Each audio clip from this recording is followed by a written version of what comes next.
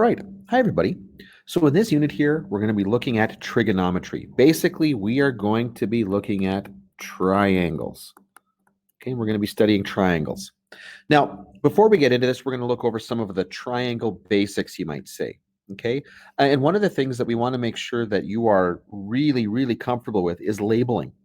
And I know that might not sound like that big of a deal, but it turns out it really is. In order for our communication to be consistent and to be clear, we got to make sure that we're all communicating about triangles the same way. So there are three ways to label a right triangle.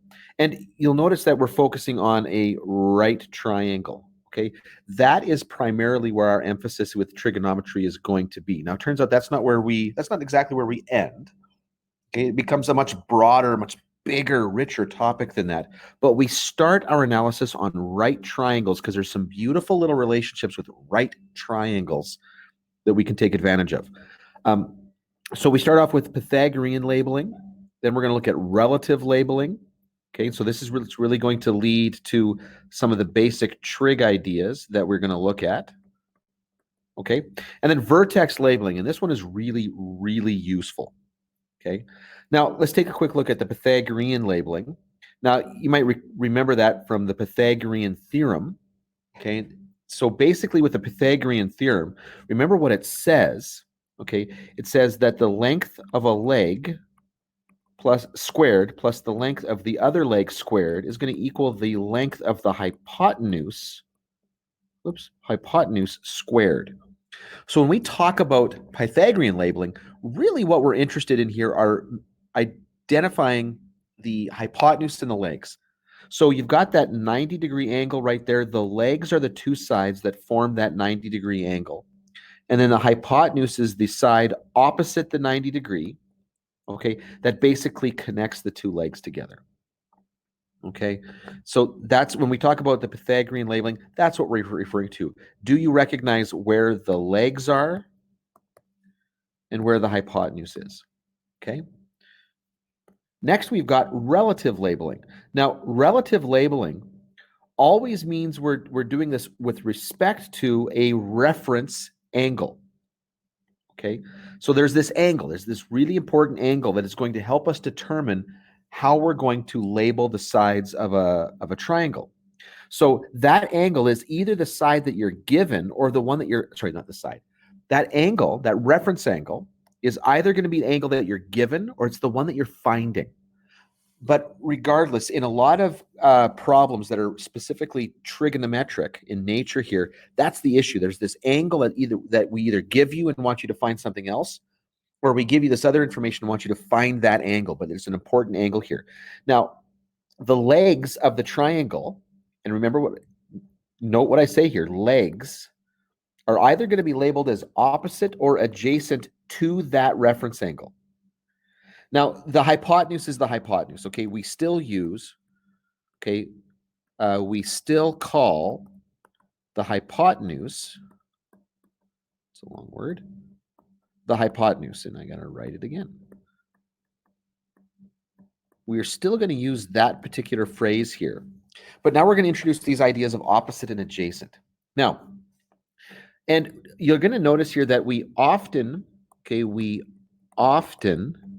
use, and I think it's going to get mentioned later here, but theta. Okay, theta to refer to an angle. Okay, almost any time you see that symbol used, that kind of zero-looking thing with a line across the middle, that's almost always representing an unknown angle. So we got a right angle triangle. So look at this one on the right here. We've got this right angle triangle. Here's the theta right here. So this is the angle that is important to us.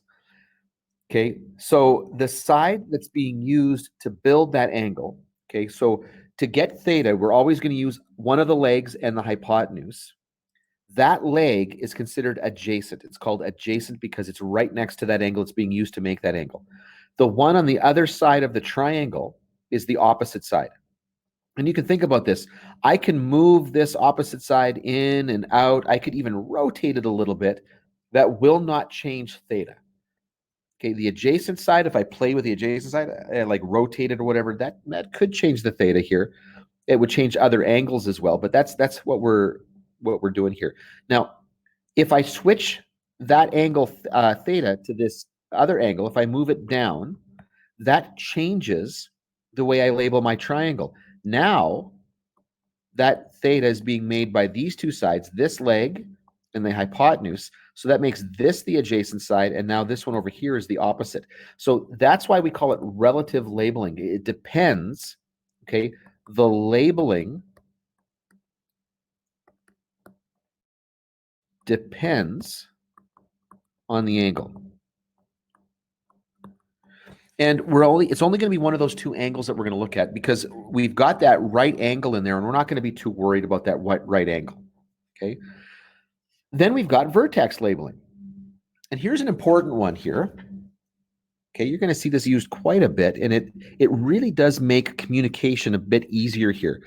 So with vertex labeling, we use lowercase, whoops. Oh, I haven't switched back to the pen. We use lowercase letters for the side lengths and uppercase letters for the angles.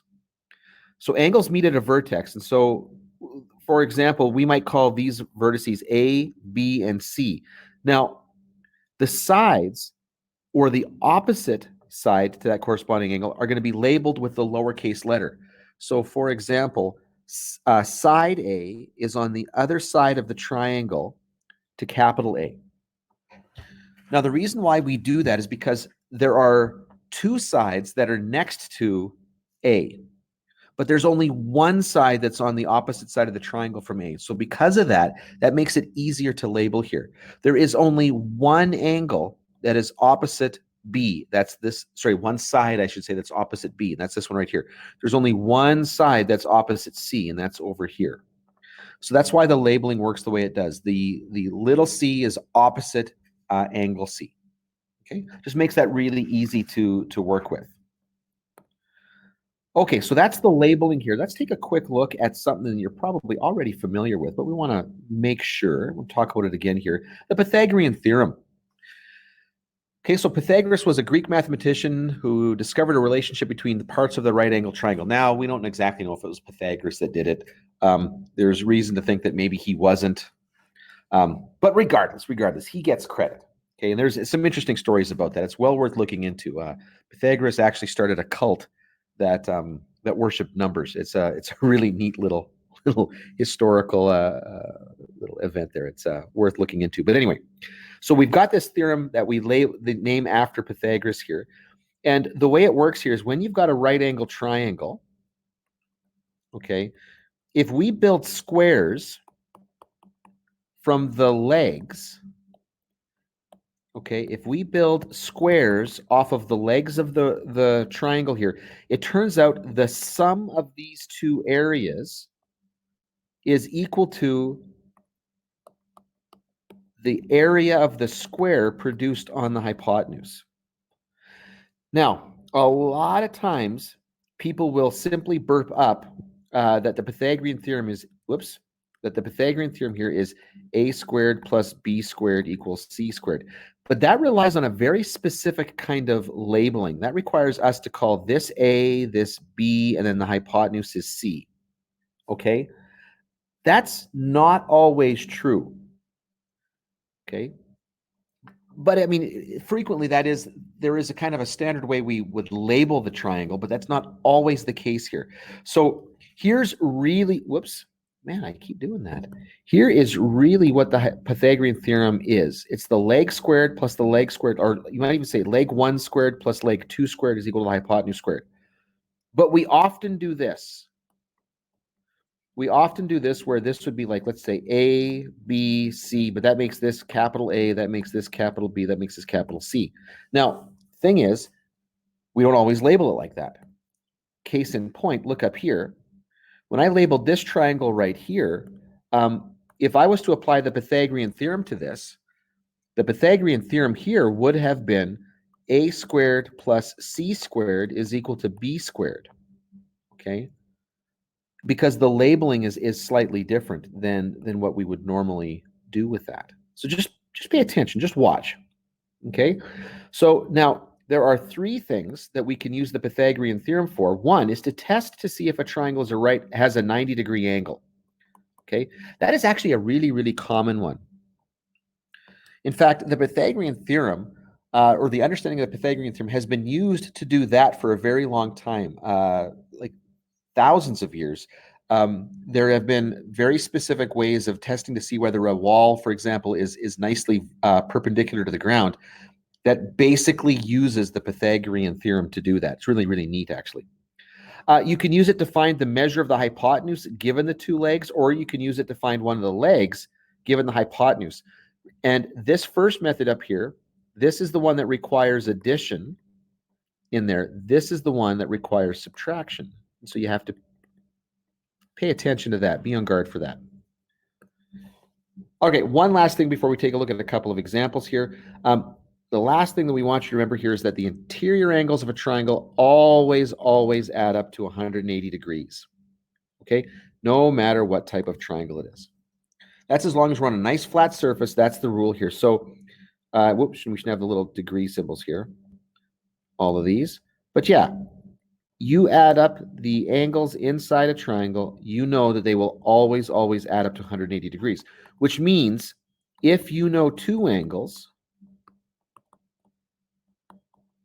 okay, if you know two angles, you can always find the third. Okay, you simply subtract the two angles that you know from 180. Okay, so let's take a moment now and let's go through some questions that just require us to go back through some of this material.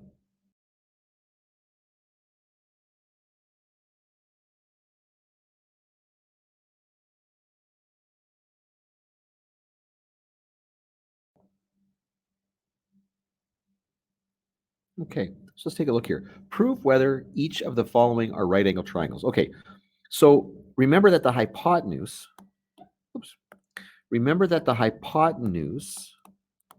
oh, I can't believe I'm spelling that wrong. Remember that the hypotenuse is the longest side in a right triangle. Now, in these particular problems here, these two problems that we're going to look at, we actually don't know whether they're right angle triangles. We don't know. But we do know that if they are, the longest side would be the hypotenuse. So we are guessing that this is 90 degrees, which makes this the hypotenuse. So how does that work here? Well, then it would be leg squared plus leg squared is equal to the hypotenuse squared. So in this case, that would be 5 squared plus 12 squared is equal to 13 squared. So now the question is that true? Is it true that that's how that works here? So 25 plus 144, I don't know. Is that equal to 13 squared, which is 169? And the answer is yeah. Yeah, it is. Okay, so that actually works. So that is, okay, this is a right triangle.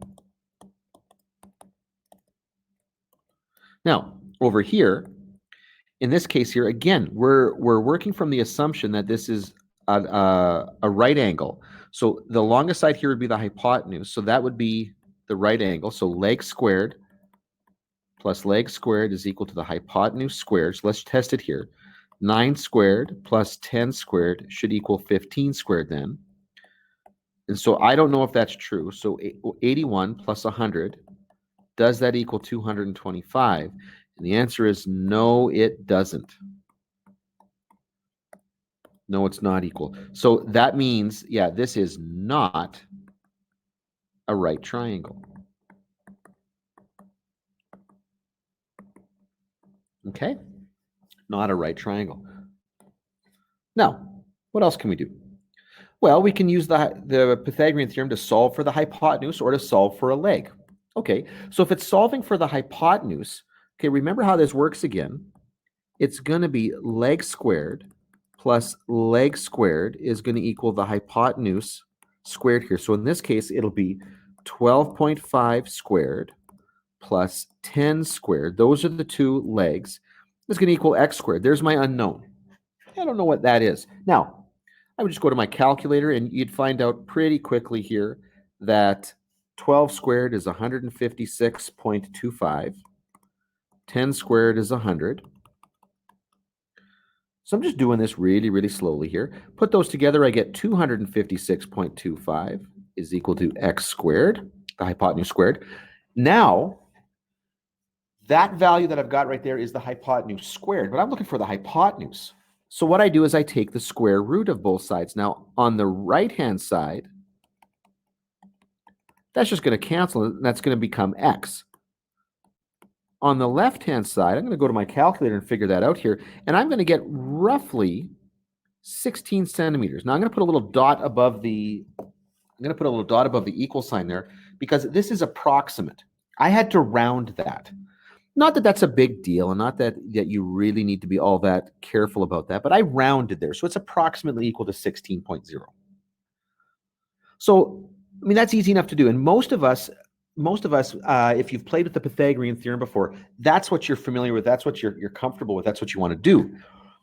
Where this becomes problematic is if you are not given one of the legs and you are given the hypotenuse. So what happens in this case here is when I make the substitution here, I would get 5 squared plus x squared is equal to 15 squared.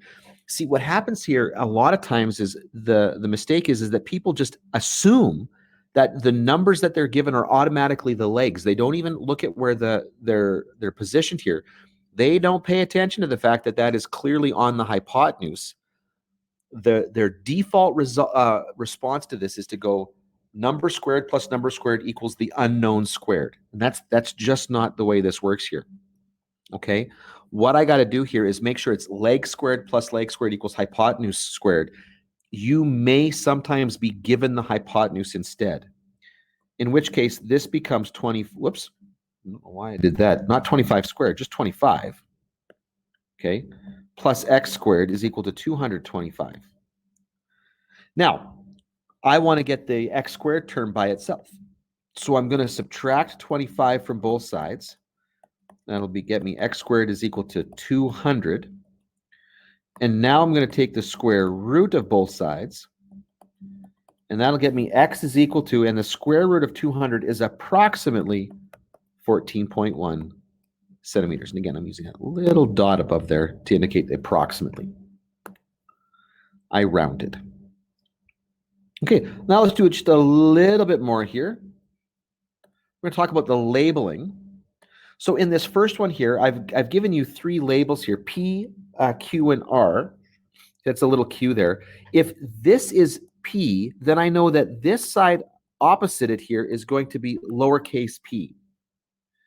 If this is lowercase q, and I'll just write that on there again, then I know that that the angle opposite it, I should say, is going to be uppercase Q. And if this angle right here is uppercase r, then I know the side opposite it, or in this case, the hypotenuse, will be lowercase r. With this one right here, relative labeling, and notice we haven't given anything else there, but we have identified the angle.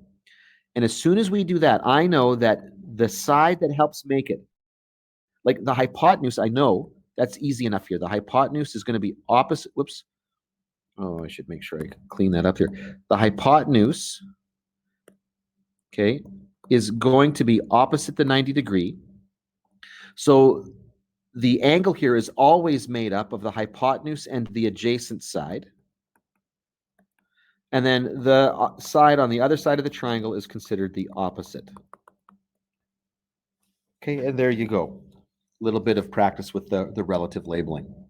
Okay, so I hope all that makes sense. That I hope that for a lot of you, it's just information that you've gone over before and we're just reviewing it again. If you haven't seen it before, then I hope that makes sense and helps you out.